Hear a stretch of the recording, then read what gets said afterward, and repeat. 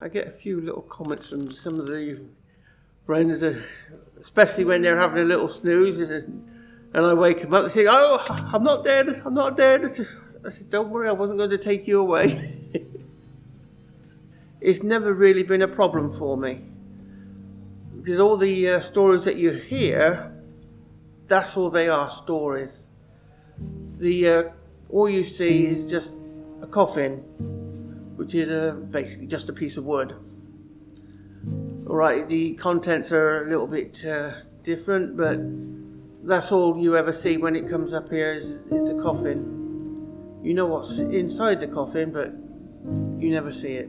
First of all, we come in, we have to take the ashes from the cremator and sort them into their various disposition, like scattering them on the ground, put them in the boxes ready for the undertaker to collect. Then we have to switch the machines on, ready to get them up to temperature for the day's cremations. Make sure that they're all running smoothly before we actually do anything else.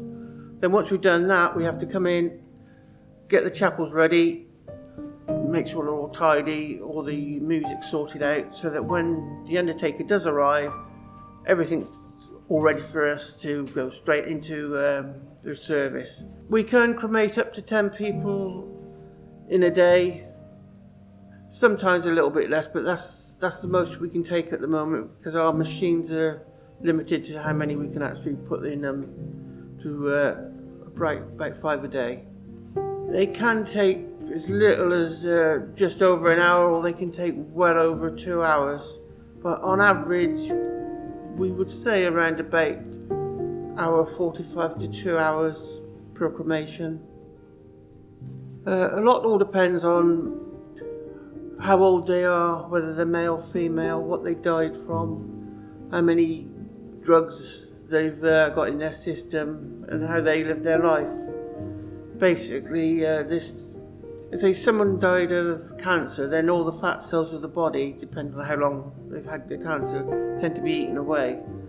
So those would normally actually take longer than somebody who's just a bit overweight, because they would have a bit more fat on the body. And that is what fuels the fire, all the fats from the body. With cancer, that's all gone. Basically, lots of different illnesses affect the person's body in the way that they're able to be cremated. The hardest part is the emotional side of it. When you hear some of the tragic stories from the life histories, and you sometimes have the children, they are very hard to actually cope with. We don't enjoy doing the children. If somebody's had a good long life of 70, 80, 90 years, you think, well, they've had a good life. Somebody young, it's not so nice. It's never really bothered me what we're actually doing here. But you have to be able to put it out your mind what you're doing, because not everybody is able to sort of detach themselves emotionally from the fact that this is someone's loved one that you're cremating. And if you allowed yourself to get too emotionally involved with it, then I don't think you'd be able to cope. We have had people who've turned up for the job here, and they've been so emotional that they've not been able to come back. Some of them haven't even lasted a day. They've just done a couple of cremations and said, "Sorry, I've got to go, I can't do it." And you just have to respect that their views are not compatible with the job. I just stumbled along into the job. It's one of those things that I don't think many people will put down on their career's interest when they're at school and they're asked by the teacher, "What do you want to do when you leave school?"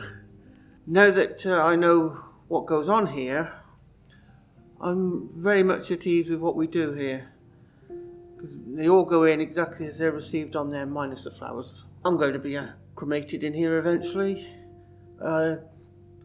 I never really gave it much thought before I actually come in here, but once I knew what the process was, I thought, well, there's nothing frightening about cremation. I got nothing against burials, but with a cremation, it's clean and it's quick, and you're going back to nature.